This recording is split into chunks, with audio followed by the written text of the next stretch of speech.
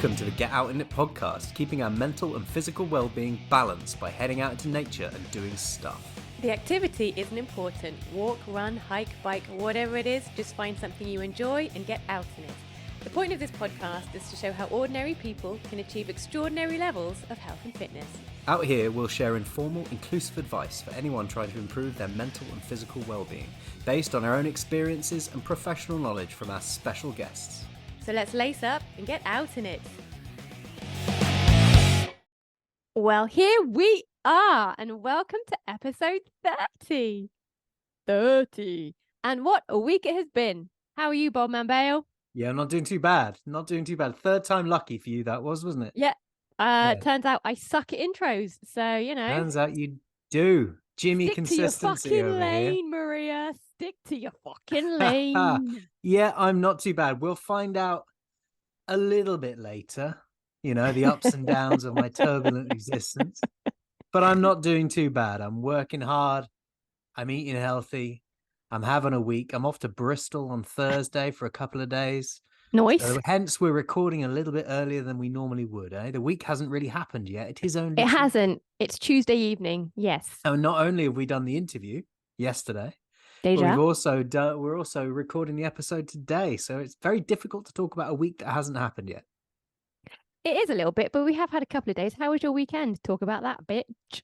Yeah, the weekend was all right. Yeah, it was, sort of wandering around time on Saturday, and then went to the woods for a nice long walk. But anyway, we'll talk about how have you been?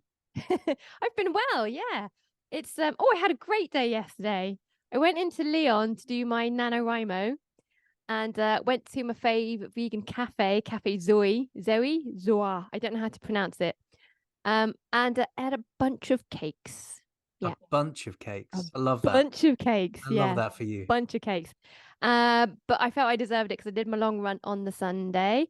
Did my speeds this morning in the rain. It sucked hard. It was It is a hell of a cafe, but before you start going on about your training and stuff, yes, I will ask you, because it discombobulates me when you do the intro and we're all out of order. What have you done this week to get out in it?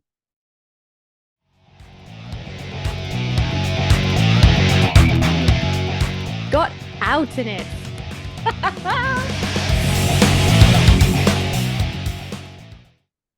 Totally forgot that mini other intro. Yeah, so the segue. The segue. Yeah, the segue. Never forget the segue. So this week, to get out in it, this morning I did my speeds along the river and it was really rainy and it sucked hard. And then I did yoga, which was indoors and lovely and warm. And on Monday, it was my rest day. So I went into Lyon to do my nano in that nice cafe and ate all the cakes and sandwiches and coffee. So that was awesome. And whilst I was there, I wrote 3,500 words. Good work. I'm smashing nano. Smashing it. On Sunday, I did my long run, which was 2 hours in very, very slippery, woodsy trails. But it was good fun. Survived it and you didn't fall over. I didn't fall over. No, loads of trees have fallen over. I didn't fall over. And I did that whilst listening to a little bit of epic Middle Earth soundtrackage. It was good. It was well good. Saturday was an absolute arsehole. Yeah, I know. It amuses me greatly. I still chuckle about it.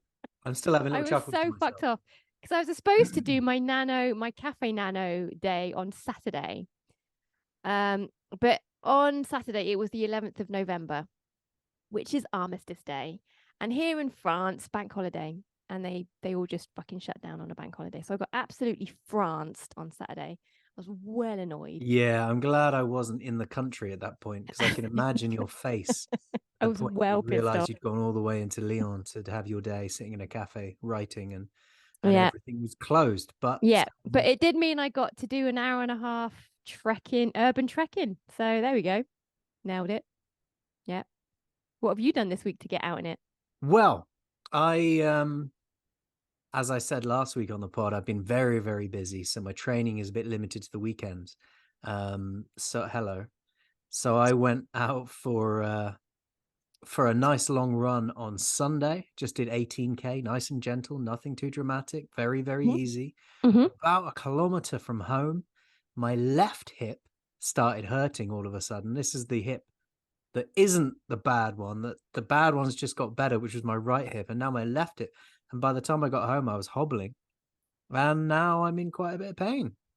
And I've got the other hip has blown up, and I can't fucking believe it, if I'm honest, because It's I'm doing all the rehab work. mm. And the rehab isn't single leg, it's well, it is single leg work, but I'm balancing it on both sides. So I'm building strength in both of these little bastards. And this one has decided to just be like, oh, you know what?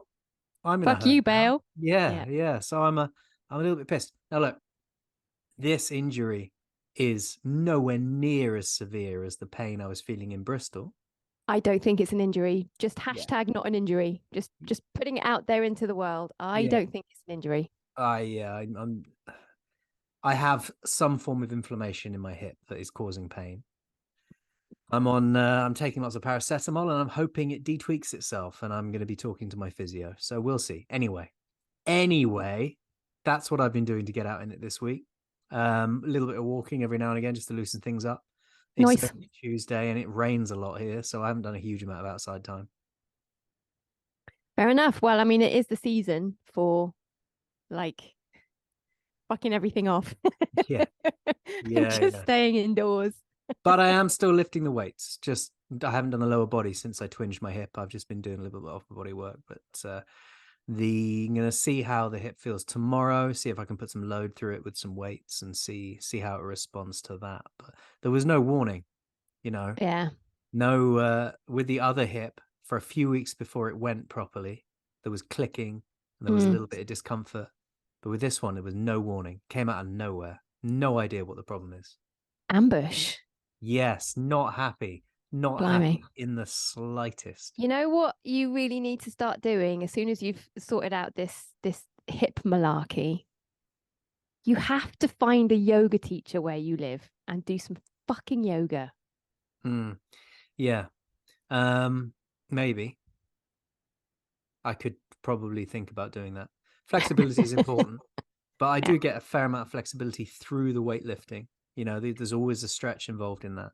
Yeah, it's not the same, but Yeah, we'll see. all right. We'll see. All right. I need to just stop getting injured. That would be nice. Because Or that, yeah. And this But is you know what will done help my you head in. to stop getting injured? Cakes. Yoga. Yeah, okay. Right. How many injuries have I had?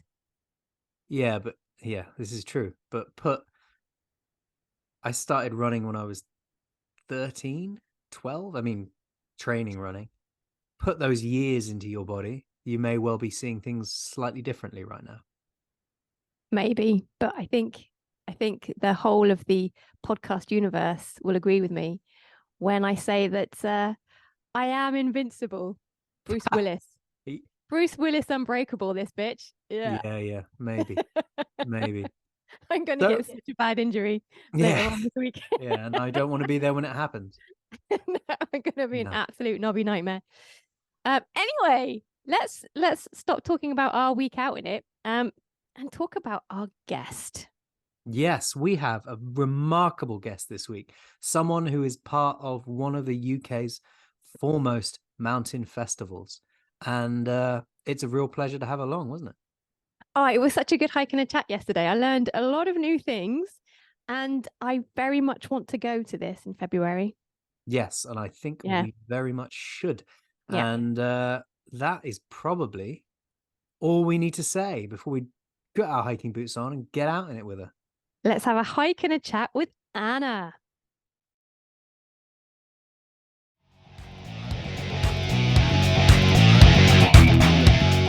Getting into it.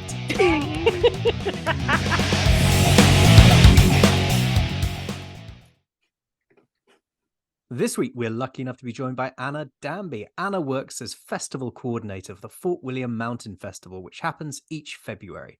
The festival is an amazing 4-day event celebrating all things outdoors, including films, events, and workshops.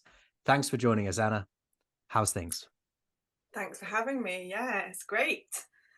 Just settling into winter in the Highlands. We've got the first snow on the mountain, so Oh, that's makes blimey. me, yeah, it's pretty cool. I had my first mountain snowy run over the weekend, which always gets me even more excited for the festival because it's like, yeah, the festival's the kind of peak of winter. So once we get into winter, it feels like it must be getting close. Talking about Nice. that first snowy run, you've preempted my first question, which is what have you done this week to get out in it? Yes, I had a great variety of getting out in it this weekend, I think. So well, what I was aiming for in my head, I was going for a beautiful sunrise run up a mountain into the snow. And it was most of those things, but sadly, the clouds had other ideas about the sunrise. So I had a beautiful snowy run up a mountain to start the day, but I didn't get any sunrise, sadly. So what But time did that run start to try and catch the sunrise? I left my house at 6:30. So I mean, I'm pretty lucky that the mountains were on my doorstep, so I only had to drive 10 minutes to the start of the run. And sunrise is a slightly more amenable time of day at this time of year. But yeah, it was quite an early start. That's a wicked early start for a weekend. But you see, when you have young children, you have to get out of bed anyway. So it's not like, I don't know, a lion for me is I don't know, 8 o'clock would be a lion. So what's the difference between a normal run and a snowing run? Do you have to change? Do you have to wear special kind of shoes for a snowy run, or can you just wear your normal hokers or whatever? Well, it depends. I mean, yeah, there's a lot to think about, if when you're heading into the mountains and the snow. At this time of year, this is the first snows of the winter, so it's all fresh snow. You don't need, um, well, in the conditions from the weekend, you didn't need to take any specific winter equipment with you, but that can change very quickly. So I think winter running's quite, it's quite a thing to get into. You have to be well aware of the risks because there's so little margin for error. The reality is that you're going into the mountains in the snow, into serious terrain, in serious conditions, and you don't carry much stuff with you. So you have to know how to make good decisions. Yeah, so it's something that I've built up confidence with over a long time, and don't take lightly. So I wouldn't do it on a stormy forecast, or not on a good forecast. So save it for the good days, definitely. And I assume you go into those, even if there isn't a stormy forecast, you go into it prepared for changeable conditions and anything that can be thrown up your way. Yeah, absolutely. I mean, I'm still carrying, the equipment to keep myself safe. So I'm still carrying extra warm layers and a first aid kit, and I've got a GPS tracker, so my partner always knows where I am at all times and knows my route and things like that. But the margin for error is still much smaller than, say, if you were going hill walking, because inevitably when you're hill walking, you've got a bigger pack, so you've probably taken, a bigger emergency shelter and a bigger puffy jacket, and if something goes wrong, you've got more equipment to keep yourself safe. So I think you do have to think even more carefully when you're going into the hills, running in winter conditions. It's quite a serious undertaking.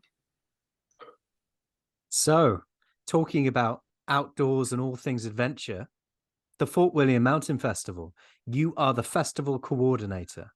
First of all, let's start with what that is. What does coordinating the festival involve? So it involves kind of having, pulling together all the different strands of the festival. So there's lots of different elements to the festival.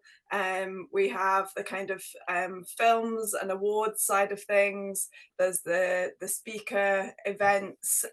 There's the explore events, which are about getting people out and about and working with local kind of adventure providers to coordinate those. So we've got the whole of the festival is run by volunteers, so including myself. It's not a paid position, it's a volunteer position. So there are lots of people working really hard on all of those different elements, but it's my job to kind of oversee them all and pull them together, and hopefully make sure everything goes all right on the night, I guess. So that's one big side of it.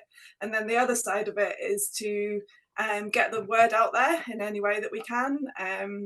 So having great conversations with people like you, and yeah, kind of doing the publicity and marketing side of things to get more people along to the festival and hopefully knowing about us. Because how long has it been going, this festival? So 2024 is the 20th anniversary. So it's a big birthday party year. We've got lots of exciting plans. That's very, very cool. Because the only the only festivals I ever used to go to were things like Glastonbury back in the day when I was much, much younger. I didn't even realize that things like this, well, mostly because I wasn't into sports and stuff when I was in my 20s, but it's really nice to know that there are these kind of festivals for outdoorsy people to join in with. So what kind of things do you have on schedule? So the program is a really broad mix of things. So one of the kind of aims of the festival is to showcase, you know, everything that adventure in the mountains might look like, and you know, lots of different ways that you can approach those sorts of places. So we have everything from kind of you know, people doing at the forefront of kind of new routing in winter climbing and skiing off huge mountains, to stuff that doesn't necessarily happen at winter. So wild swimming, running, camping, mountain biking, and then also a really creative side to the program as well. So we have quite a lot of workshops and quite a lot of our content which is about the kind of the creative relationship between peoples and mountains. So be that through art or music or writing. And we've got a really great partnership with Scottish Mountaineering Press on that side of things as well. So the idea is that kind of however you engage with the outdoors, whether that's about kind of really pushing yourself physically, or whether it's a more kind of slow relationship that's really positive for your mental health, or quite often both, that there's something for everybody. And also across the spectrum of experience. So whether it's people that have been in the outdoors for a long time and are pretty knowledgeable about these things, or whether it's people who are thinking, oh, actually, this is something that I would like to explore and kind of feel more confident at and get new skills in.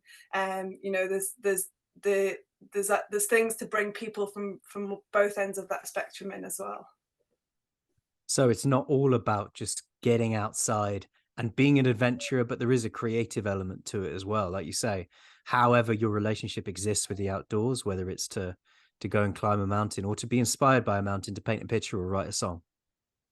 Yeah, exactly. And I think, there's an increasing recognition, isn't there, in recent years about how, spending time in wild places, in mountain environments is, it's great for us physically, but it's also really great for our mental health. And, those benefits can often be even more profound when you sort of slow down in these places and engage with them more creatively, and not always rushing, to the summit or to be the fastest or the furthest. So a balance is definitely a really important part of the program, for me especially. Yeah. That's really Forest nice. Do you fading, have innit?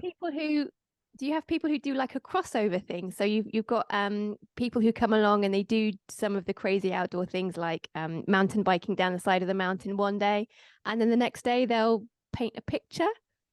Or do you find that it's very, very separated? Well, so this is something I'm really passionate about, and I've been trying kind of for a long time to show that the two don't have to be separated. That you can be, a super hardcore mountain athlete and also drawing a picture of trees. And I guess the honest answer is I don't know. We don't have enough data from the festival to know exactly, but anecdotally, definitely yes. There's always one of the great things about Fort William Festival is relatively small. There's probably about maybe 1,500, 2,000 people that come to the festival over the 4 days. So it's big for a place like Fort William, but it's not overwhelming. And what happens is that often the kind of cafes and pubs and, you know, all the places within the town are just full of people at the festival, and you often hear kind of snippets of conversations of people talking about, you know, exactly that, about how the different ways that they've engaged with the content of the festival. So they've been out climbing, and then they've been to see a film, and then, you know, they've gone to the art workshop. So it definitely does happen. Yeah, moving across different kinds. And one of the hopes as well, I think, the way that we've curated the program is that the festival could actually be, you know, a catalyst for that for some people. It might not be something that they'd necessarily come with the intention of doing, but, you know, the fact that these different ways to be in the outdoors are represented alongside each other, that they might, you know, go, oh, actually, you know, I came because I was really interested in this writing workshop, but you know what, I'm going to go on that guided mountain bike ride and see how I feel about mountain biking, or, you know, the other way around as well. I love that. I love the crossover, because Yeah. I also, as well as being an ultra runner, I also write books. I like science fiction and fantasy. And I think I think especially for my genre, people who write in SFF, we're not super known for our athleticism. So it's nice. I love the crossover, that there's the creative side to your festival, but also the crossover to the mountain sports and hardcore athletics. I think that's very cool. Yeah. I mean, you talked about the guided mountain bike ride, you know, because it's not simply a question of coming to the festival, sitting down, listening to a talk, watching a film. You know, there's an opportunity there to be involved and to sort of actually go and learn new skills as well, eh? Yeah, so there's two sides to the program, or, you know, various strands to the program, but the Explore events is a kind of element of the program that we've really developed over the past few years, and these are all kind of participatory events, if you like. So you're not sitting down and watching a film or listening to someone speak, you're getting involved with the activity. So, and again, that goes across the spectrum that we've just been talking about. So that includes things like going for a walk through Glen Nevis with somebody who is a, you know, professional illustrator, and learning a bit more about, you know, how to get into drawing and sketching, and use that to capture landscapes. Or it might be going out with one of the local mountain bike guides in the area, on a guided, you know, mountain bike through the Glen as well. And then, yeah, the Explore program has great diversity on it, so you can try out winter climbing, you can practice winter walking skills, and paddle boarding, go for your first outdoor wild swim in Loch Linney if you're brave enough at that time of year. That would be so cold. It is, but I think last year there was, I don't know, there was probably 100 people or so. Oh my God. To get in the loch, and it was a beautiful morning, and there was a big fire pit and cake and coffee and all of the things that Did you get in the loch? Sadly, I mean, I would have very happily got in the loch, but I think I was running around like a headless chicken at that point, trying to sort out various things. So your job doesn't end at festival start, does it? Because you build up, you're part of this coordinating, and then when the festival begins, I assume you're more busy than ever on those few days that it's running. Yeah, I mean, it's amazing. I mean, this is my third year of kind of being really involved in organizing the festival, and it's amazing. It's a great buzz, but yeah, it definitely doesn't stop in terms of, because we're such a small team, and, you know, all the people who are coming to the festival, all the people that we're hosting, the people doing the talks, and all of these kind of, you know, everybody needs meeting and looking after and making sure that they're kind of where they are. And then there's kind of two, so there's the core group of volunteers that organize the festival, and then there's a bigger pool of volunteers that come in to actually run the festival over the weekend, so take tickets and show people where things are, and kind of do all of that logistical side of things. So there's a lot of coordinating to go on to make sure that everybody is in the right place at the right time, and enjoying themselves. Yeah. That sounds like a nightmare. I would be ready for that job. I think, yeah. In the moment, it's quite, you just get on with it, don't you? It's good. Yeah. So basically, you come to this 4-day event, and you're looking for people to go away from that experience with a deeper understanding of where they sit and their environment around them, but also maybe a new set of skills that they can take throughout the year until the next festival comes along. Yeah, definitely. Or at least to be a kind of step on that process for them to kind of leave feeling inspired and have kind of made the first moves to, whatever adventure it is that they're feeling ready to seek out. Um, yeah, that would be wonderful. That's what we hope people get from the festival. Yeah.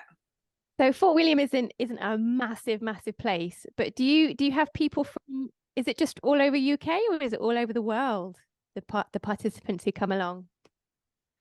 We definitely the majority of the audience is UK based, but we definitely get international visitors as well, and we get international speakers.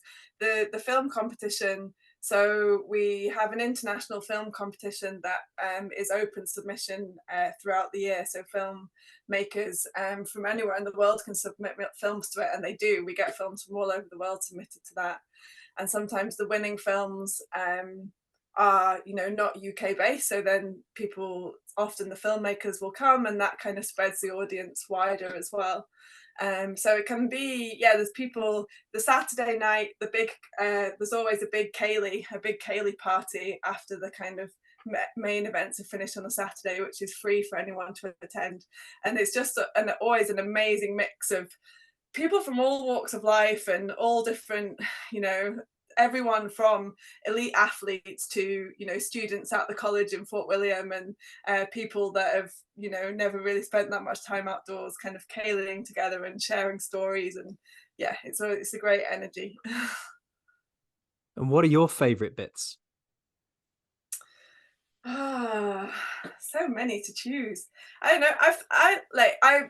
I've lived in Fort William for or just almost 5 years, and I moved here. A big part of why I moved here was that I'd been coming to the festival for years before that, and had kind of seen the community around it, and just all of the kind of discussions and things that happen around the fringes. So I think, in a way, that although I've seen some amazing, inspiring speakers and been to some great events over the years as part of the festival, I think my favourite bits are just those, the discussions that happen, at the festival hub, where people are just kind of chatting to exhibitors or having a coffee and kind of sharing stories and talking, making plans, hatching plans for the future.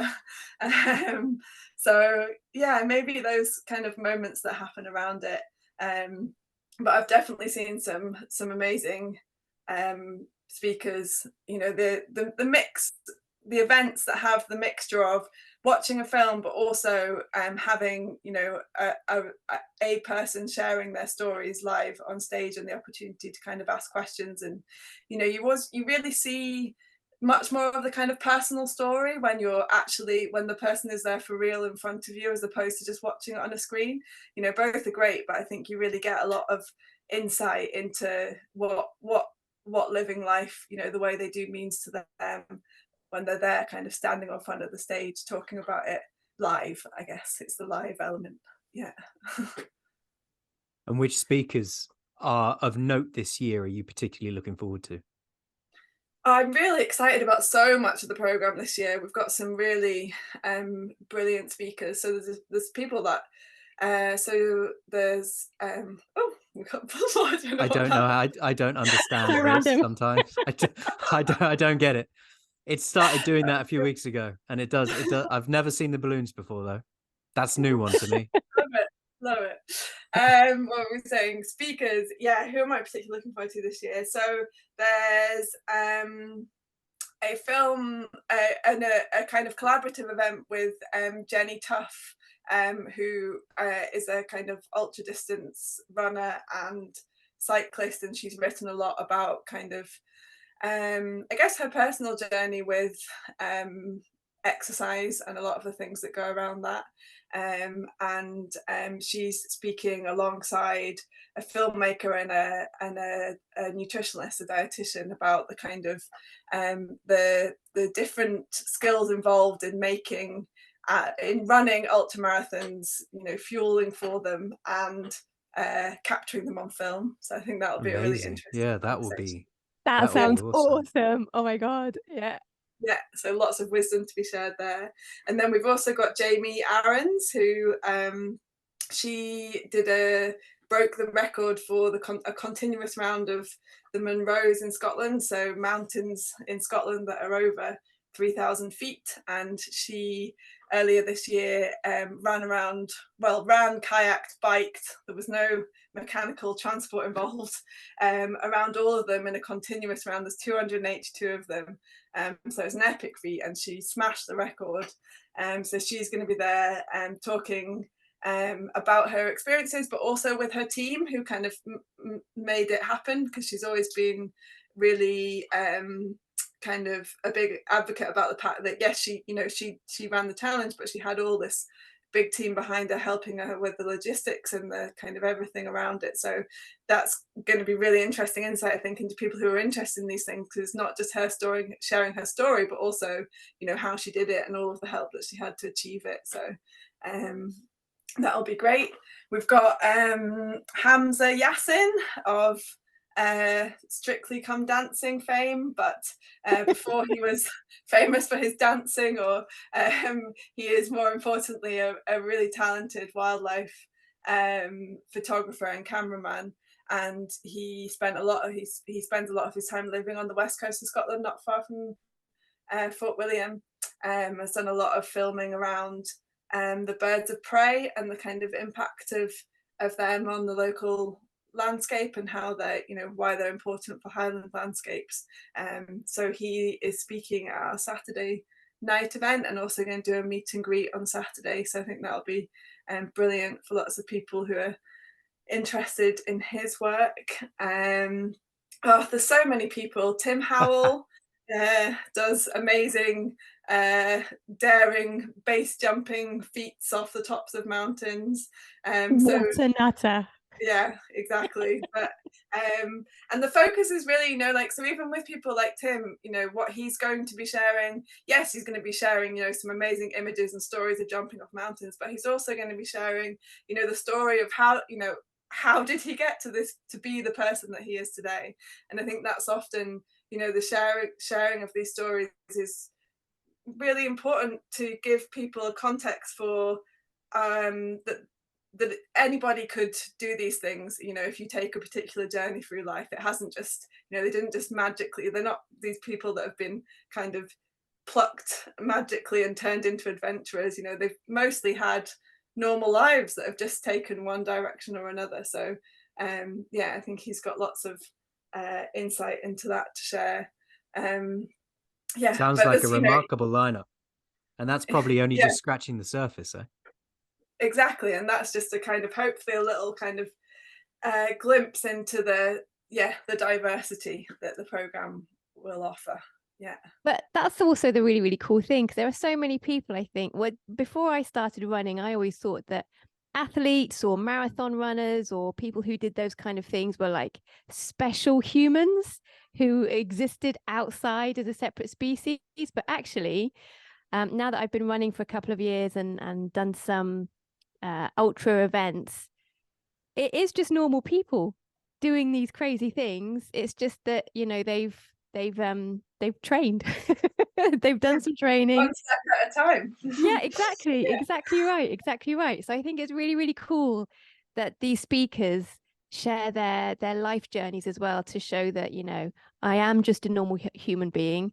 It just so happens I do this mental thing now, but you can too. I think that's Yeah. a very important message. Or whatever your version of it is. I mean, I don't know, I get imposter syndrome all the time. Like, if you'd have said to me 2 years ago, 3 years ago, oh, you know, Anna, you're in a couple of years' time, you're going to be coordinating the Fort William Mountain Festival and working as a guide, taking people in the mountains in Scotland all year round, I would have been like, ha, yeah, you're funny. You know, but like, you just, I don't know. I think I'm always been a person who is up for trying something and kind of seeing where it leads, and then yeah, if you follow your instincts and do the things that you love, then you'll be amazed at where you get to. I think that's the thing, and it's been a common theme with all of our guests actually. The things that humans can achieve, the things that we can achieve if we fancy it and we put our minds to it, it can be quite extraordinary. Yeah, absolutely. Yeah. I spend my life experiencing imposter syndrome almost every single day. Yeah. But you know, I think everybody does, don't they? It's just everybody does. It's a we human all, trait. yeah, we all presume that, everyone else is amazing and that, we're all just, yeah, we're all just ordinary people doing fascinating things. Exactly right. you mentioned the diversity of the people involved in the festival. What steps does the festival and the people who coordinate the festival take to try and promote a diverse input? Do you get people from different backgrounds, different ethnicities, people from marginalized communities involved? What sort of things do you do to promote that? Yeah, I mean, we absolutely make a conscious effort to, get our program to reflect diversity, in terms of um, a variety of people from all walks of life and from different backgrounds and different places and having taken different journeys. We you know we have limited resources because we are a volunteer team and we don't have a huge amount of time and money, but we have a kind of a policy in terms of the way that we put information out there in the language that we use to try and make it accessible and not exclusive, or not to exclude people by the way that we're putting things across. Yeah, I think the biggest thing is the kind of making sure that there are role models, that there are visible people from all walks of life as part of the images that the festival puts out there, and the people that we put on our stage as well. Representation is important, though. Yeah, absolutely. Yeah, I mean, you hear it a lot, don't you? Like, if you can't be what you can't see. Exactly. Yeah, because a few weeks ago we had Sabrina Pace Humphreys on the pod, and Yeah, so I know Sabrina. She spoke at the festival. yeah, she's Last amazing. year or before, yeah, we had the Black Trail Runners as part of the running night a couple of years ago, Yeah. which was great. Yeah. Oh, she's an extraordinary woman. And when we were talking to her, she because where I live in France, it's there's not a lot of diversity on some of the trail events that I attend around here because I live quite rural towards the Alps is where I live, and it is pretty white at the events I attend. And she was talking about how if the event organizers aren't diverse, then it's really difficult to expect the attendees and the participants to come from a diverse mix because they're not seeing any diversity on the organizers or on the information that's been put out there. So that's Yeah.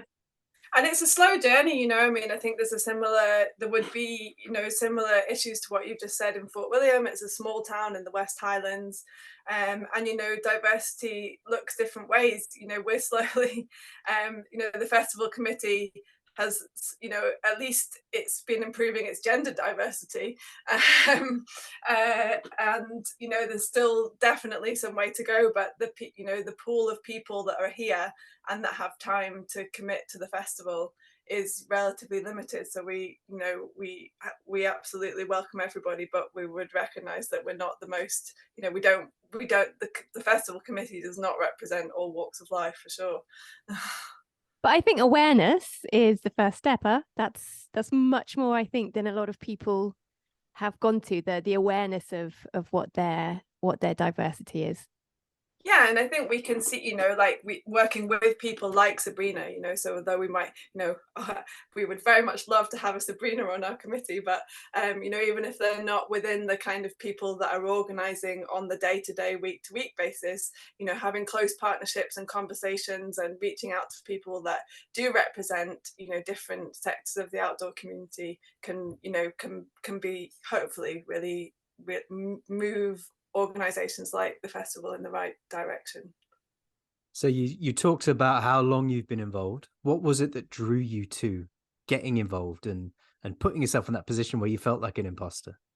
Well, I think I touched on it before. So I lived in Edinburgh for a long time, and I was living and working in Edinburgh, and I was kind of developing this love of the Scottish Highlands and spending time in the mountains of Scotland and spending a lot of time coming up to this part of the world whenever I wasn't where I was working a 9-to-5 job in Edinburgh at the time.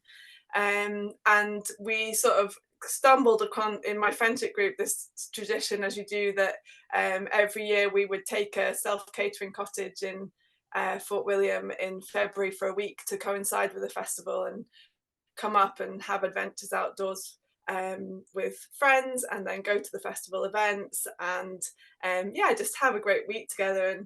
And as part of that, I kind of saw that there was this really strong community around the festival, that there was lots of local people who were always living. What I laugh because Hannah, who is heads up the content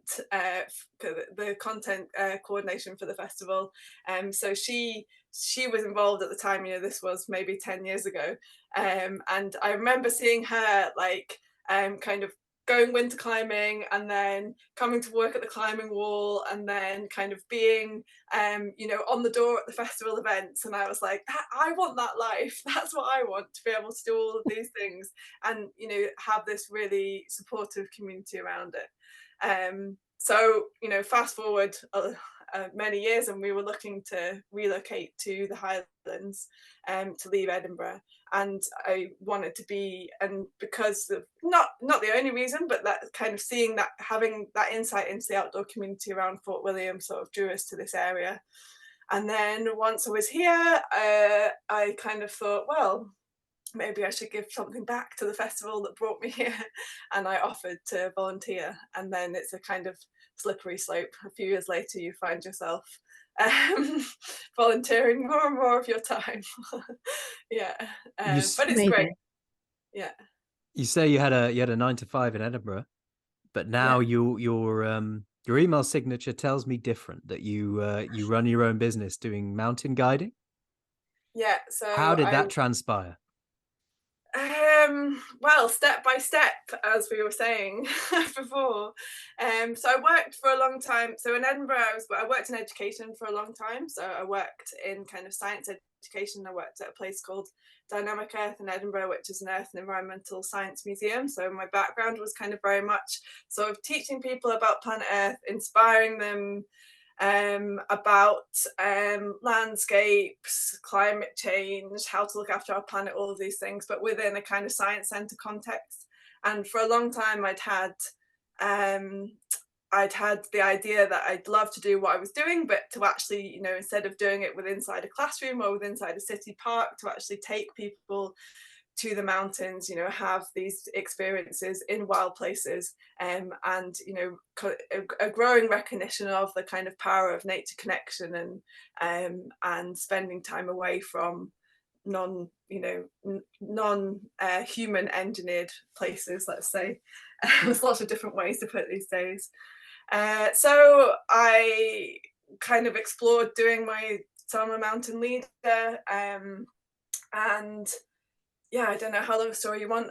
Basically, one of the things was I got pregnant, which was definitely planned, but it kind of created this sort of catalyst in my life that I could have happily stayed in Edinburgh living and working, but I knew there was all these other things that I wanted to do with my life. And when Alina came along, it seemed like a good opportunity to sort of change everything. So I had a baby and moved to the Highlands and did my guiding qualifications and set up my own business. And then slowly slowly Love built it. it up over the past few years. Love it. So it's been quite a journey, and I've really been trying to kind of focus on my guiding being about providing experiences that are not focused on taking people to mountain summits, but more about, you know, sometimes we do, but that's never the kind of primary objective. It's more about getting out and spending time in wild places and learning new skills and creating meaningful memories and connections.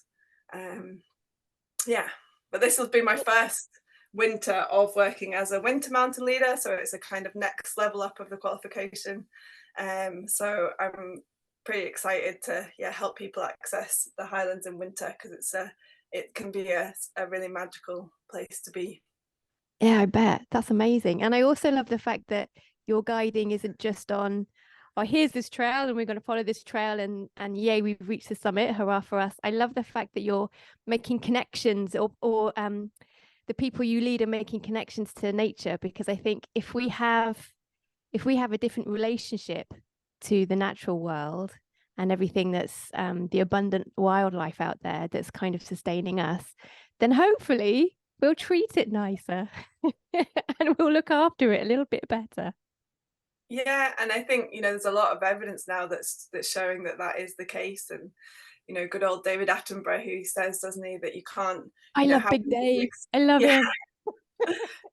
And how can you be expected to love something? How can you be expected to protect something that you don't love? And how can you be expected to love something that you don't know? You know, if you haven't explored those connections with wild places. But, you know, also they're so powerful for our own mental health. And a lot of my guiding is kind of multi-day stuff. So I'll take people for 3 days and 2 nights, you know, out into a wild landscape, camping, and just kind of being in nature. And honestly, I sometimes think I should take like before and after pictures of people's, you know, faces, because sometimes they just come back, you know, transformed, and it doesn't seem like that long, but it's long enough that you can have you know, that it can be a really powerful experience, and it kind of takes you out of your everyday and gives you chance to explore things within yourself in a different way as well. Yeah. That sounds amazing. Do you find that most of your people who you take on these adventures are from cities, from other places in the UK? A big mixture. Yeah, again, most people are UK based, but I do get quite a lot of people coming up from London, kind of wanting to escape London and the busyness of a big city. But I also have quite a lot of people who are local to the Highlands. And I think a big barrier for people is busy lives. You know, even if you live relatively close to, you know, mountains, forests, places where you could get out and go camping for 2 nights and have and have an experience like that by yourself, I think what a lot of people find is that they don't ever kind of allow themselves the permission to have that time in their life. And, you know, if you do, so when they book an experience with me, it means that they actually come up and turn up and give themselves that time. Whereas if you are just going on your own, or you're just like, yeah, I'll do it next weekend, actually I'm too busy this weekend, you know, I'm too busy this weekend, this is happening, that's happening, oh, the weather forecast isn't perfect, and they don't do it. And then it never happens. So I think for a lot of people, even that are relatively local to these places, it gives them that it blocks off that time and helps them to make sure that they actually do it. Yeah. That's so true, because like I've been living in Lyon, or just outside of Lyon, for like a decade and a half. I can see the Alps from my window, but I can count on one hand how many times I've actually gone there and spent time in the Alps hiking and trail running and stuff. It's a bit rubbish. Yeah. Because it's hard, isn't it? It's hard to balance everything, and you know, it seems like it won't be worth it, but it's always worth it, even if it's raining. Oh, it totally is. It totally is. And every time I go there, it's like, oh, I should come here more often. But then you go back home and you go back to work, and it's exactly what you said. If you don't, because it's right there, I do the exact same thing. Oh, I'll do it next weekend. I'll do it next month. It's fine. The Alps aren't going anywhere. But yeah, you have to kind of stop and go, no, no, no. I'm going to take this weekend. And actually, it does help if you have a guide with you, because like mountains are massive.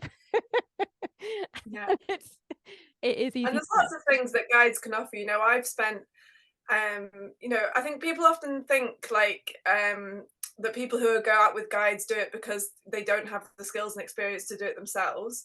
And yeah, sometimes that is the case, but actually most of the time it's not. And you know, the things that guides can offer is, well, one, a kind of intimate knowledge of these landscapes that, you know, I take people places where they would never think to go. They're not on, you know, they're not on any walking apps or you know, like you said, the known routes. They're places that I've discovered because I've spent so much time, you know, wandering around in these hills around my home. And they also, Absolutely.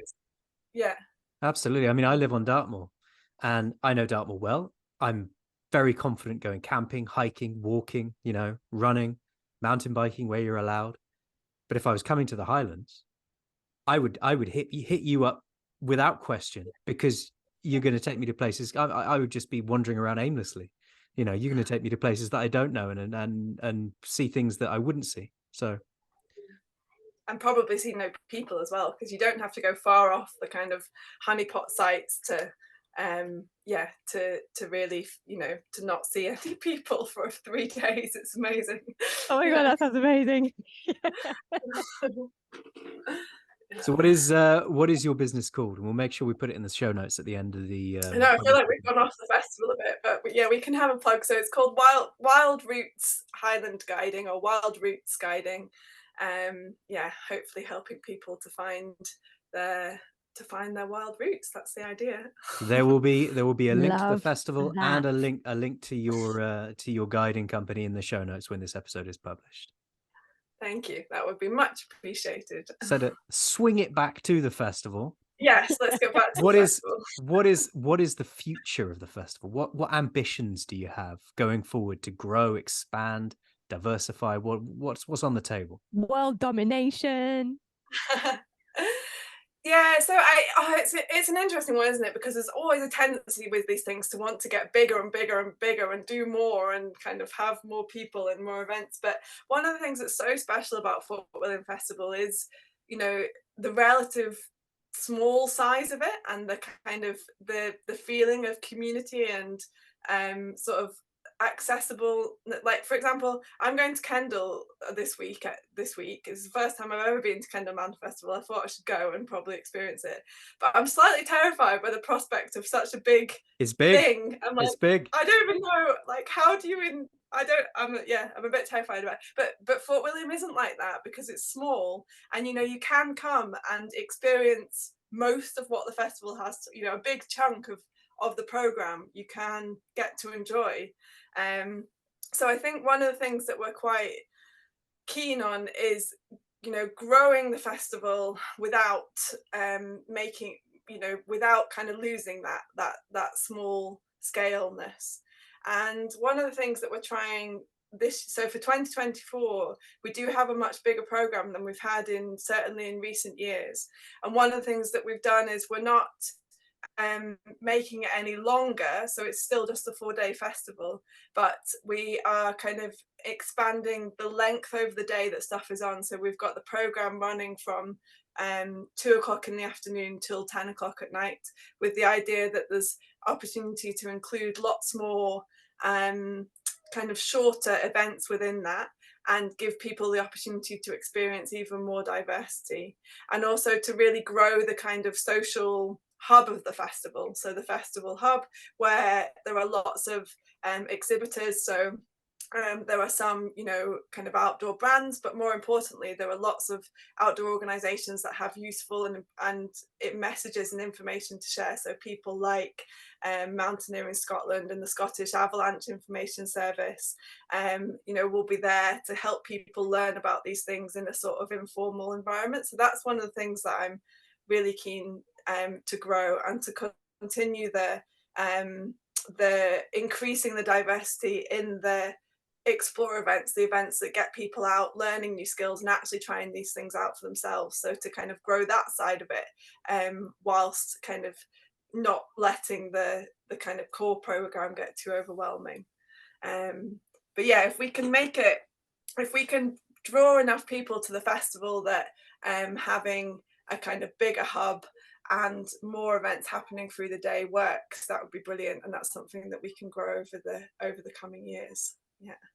I love that as well, because I think with some of these big festivals, especially if they're all about nature and wildlife and learning about the environment and protection, if they suddenly grow too big and there's tens of thousands of people wandering around in these wonderful environmental places, that kind of negates the whole point of looking after the environment a little bit.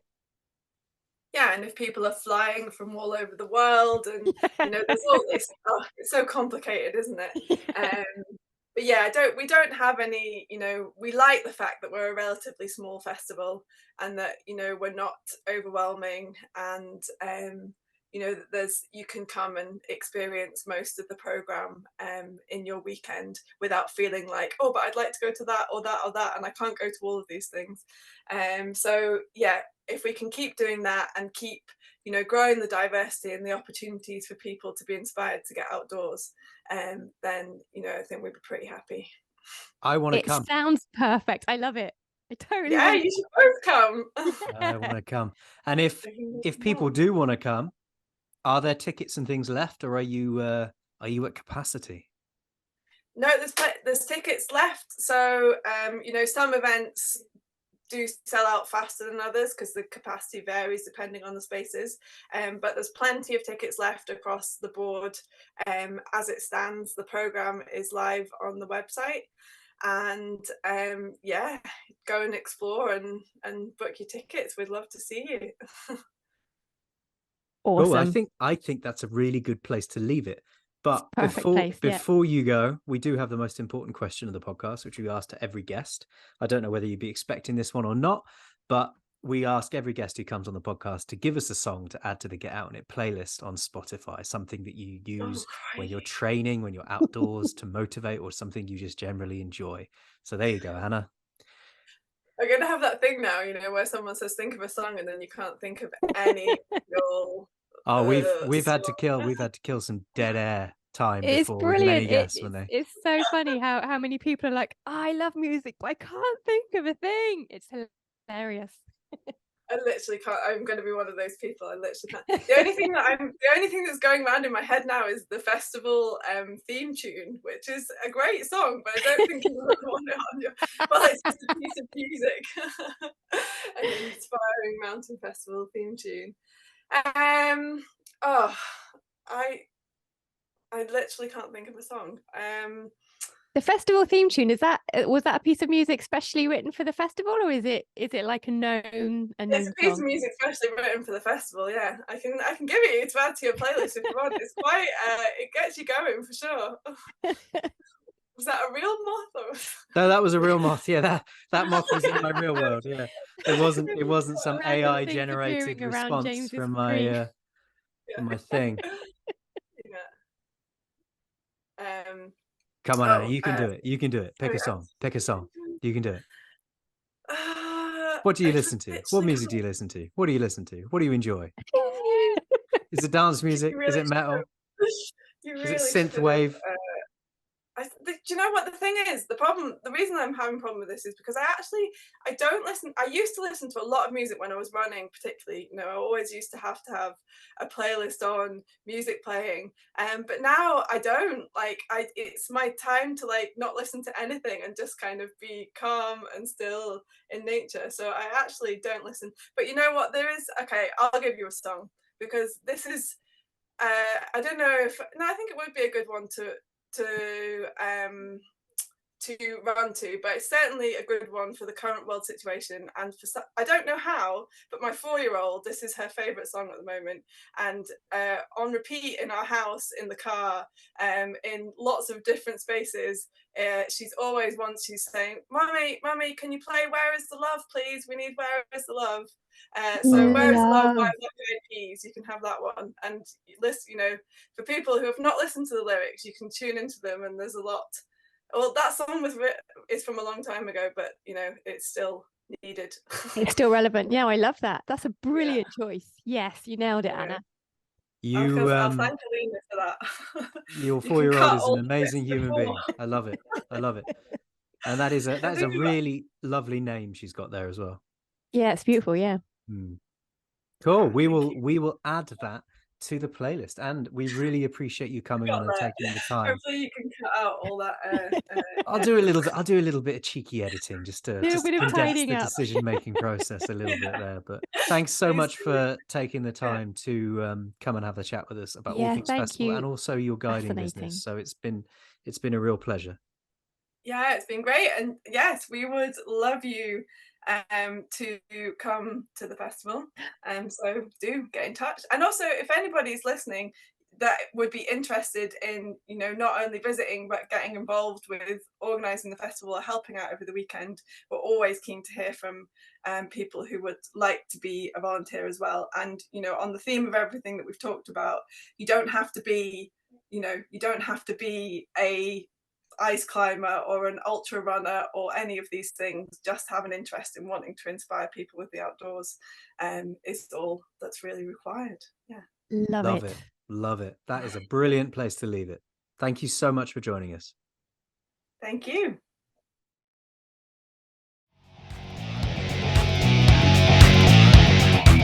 The debrief.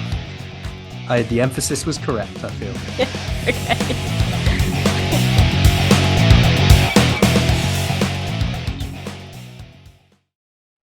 So what did you think of Anna?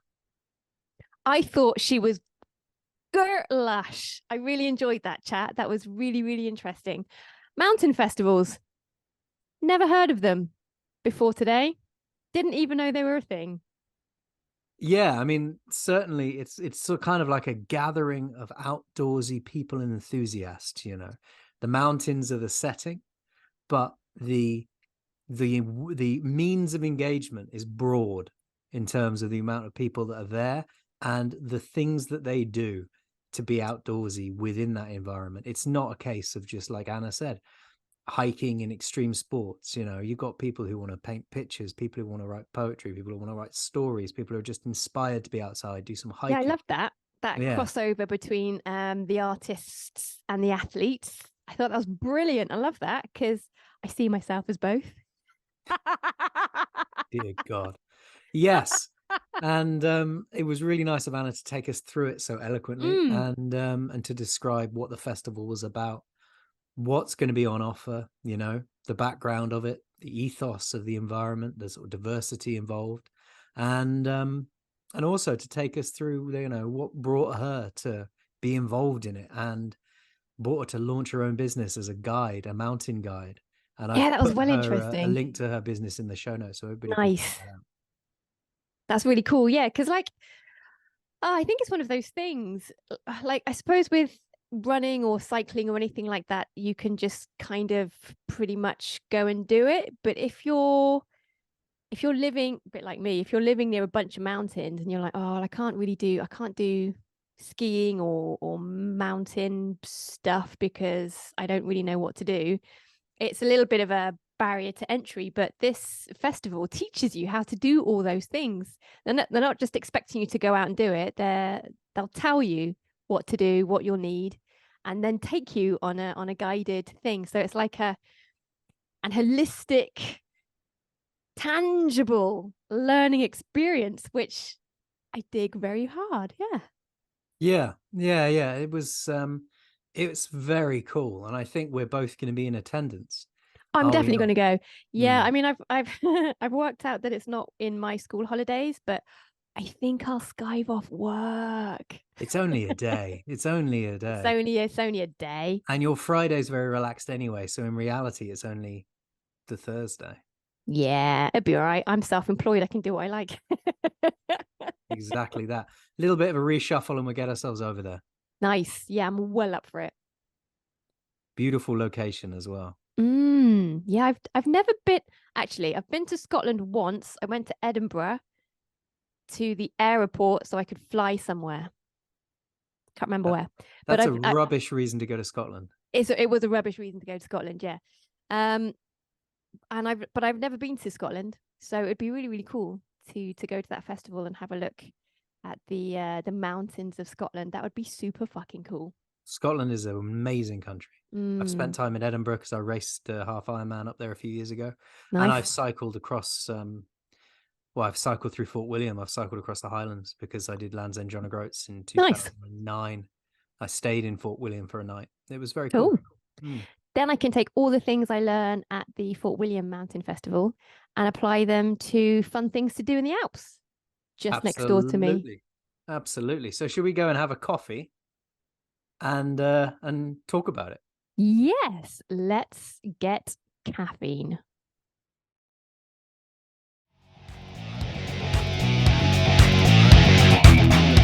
The weekly roast. Is that it?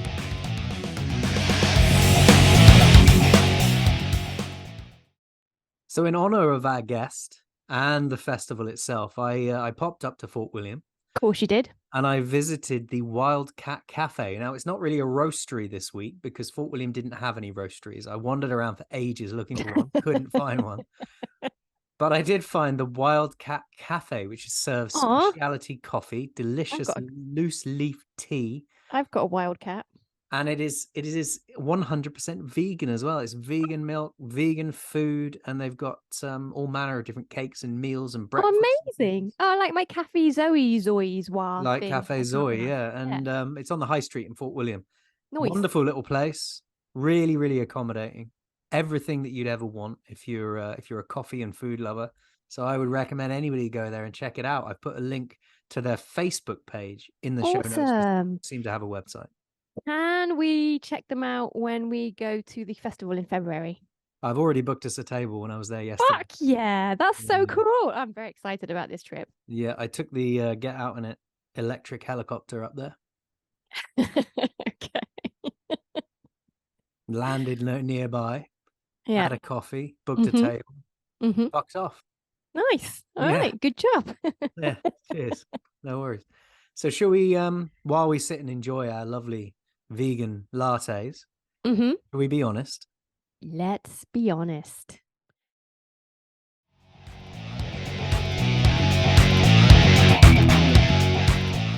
Let's be honest.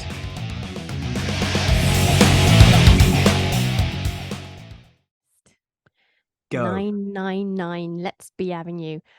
Well, what have I got to be honest? I was so fucked off on Saturday. That's my biggest, let's be honest. But that had nothing to do with sports or training or anything. That was just being franced and it did my head in.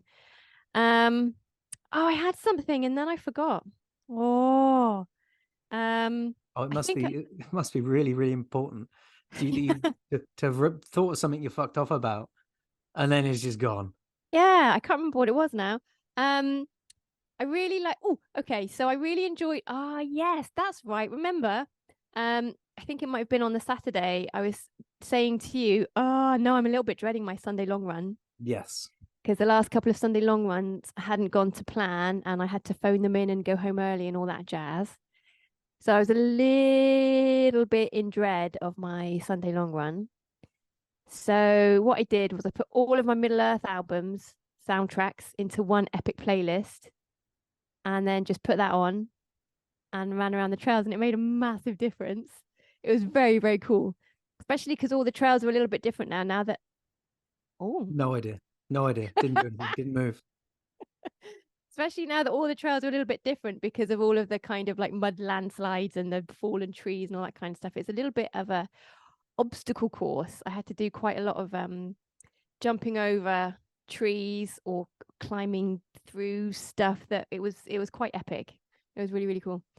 And I can't think of what my other let's be honest was. It's gone out my brain hole. Well, I'm glad that despite the fear and anxiety you had over that run, once you got out there, it was turned out to be okay, which is, yeah, it was really cool. Shows the importance of just sometimes getting out and doing it anyway. It does, yeah.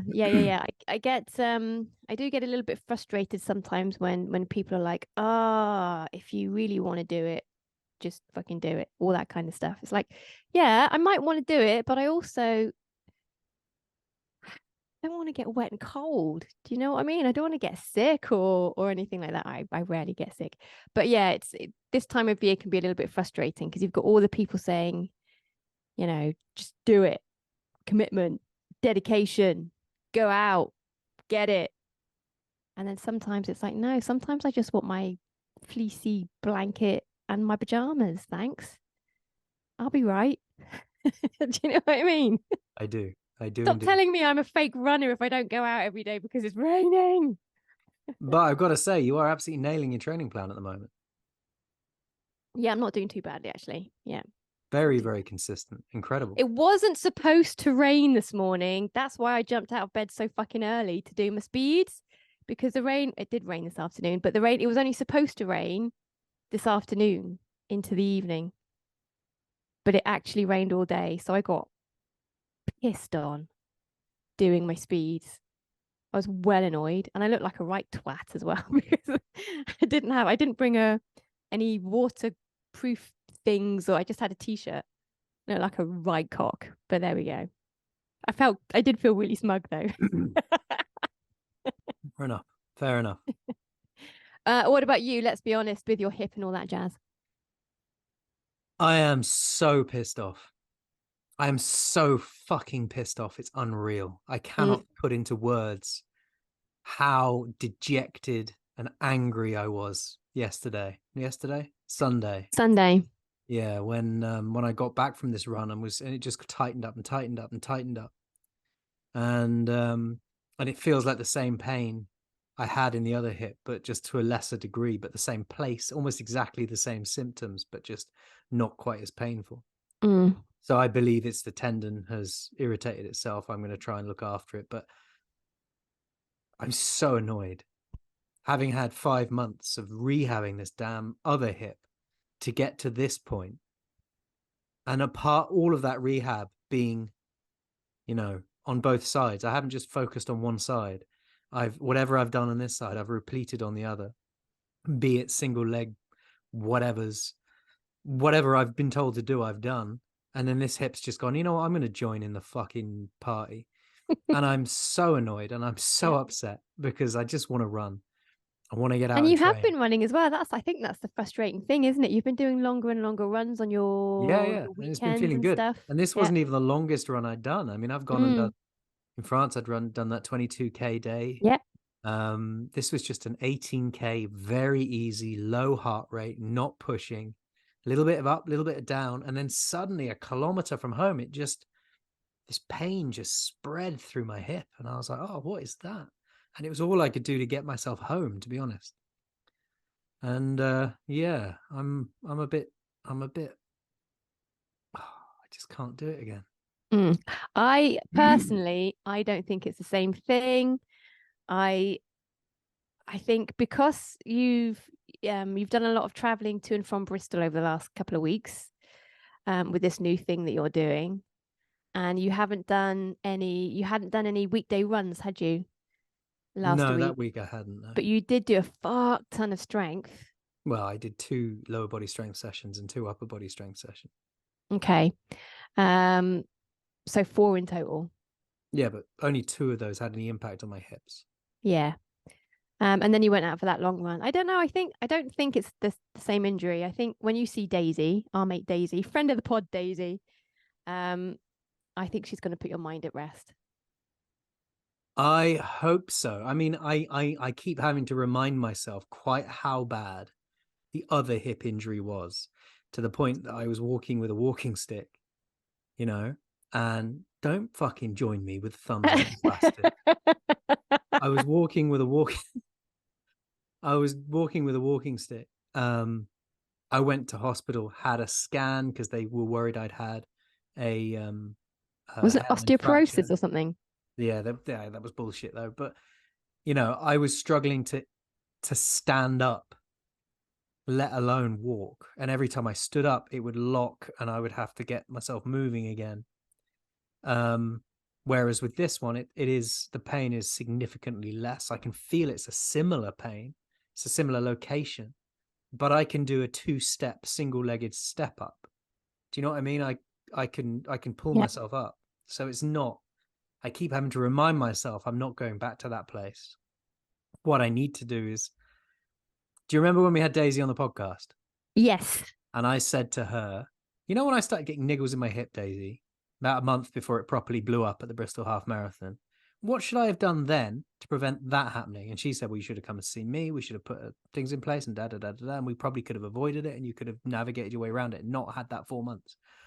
So what I need to do now is go and see Daisy get established what it is, put a procedure in place to stop it get escalating any further, and negate having to do another 5 months injury. What I need to not do is what I want to do, which is just get out and run and fuck off hip. I'm just going to go and run. You'll be all right.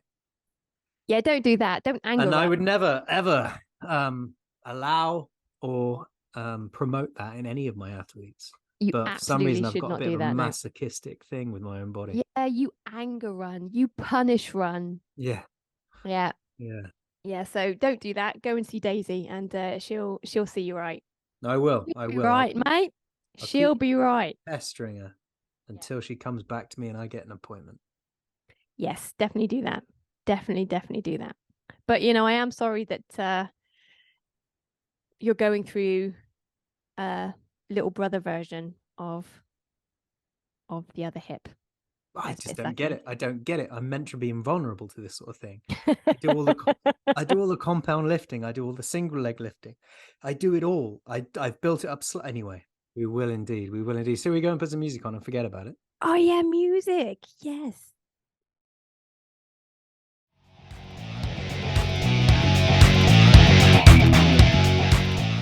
Turn it up. That'll probably do, won't it?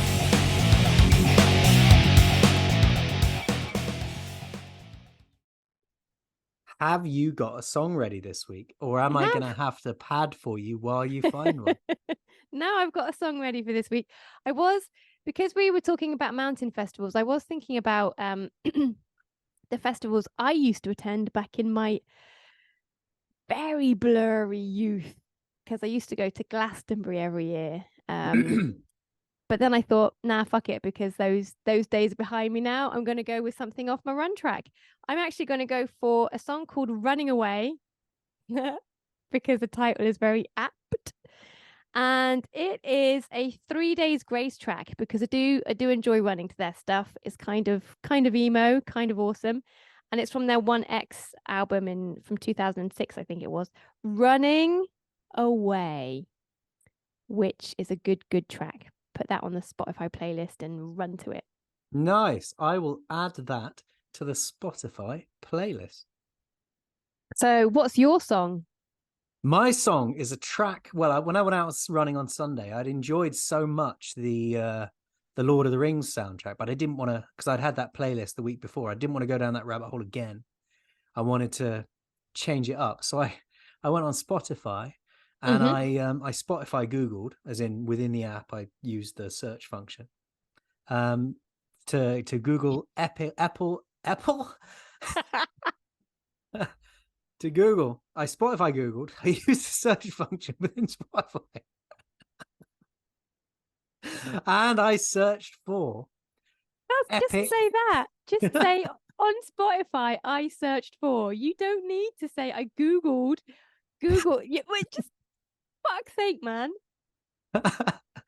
Epic battle playlists. Oh, nice. It was cool, and the first track on my Was it Epic Mars? Battle playlist, was Guardians at the Gate by Audio Machine from the 2012 album Chronicles.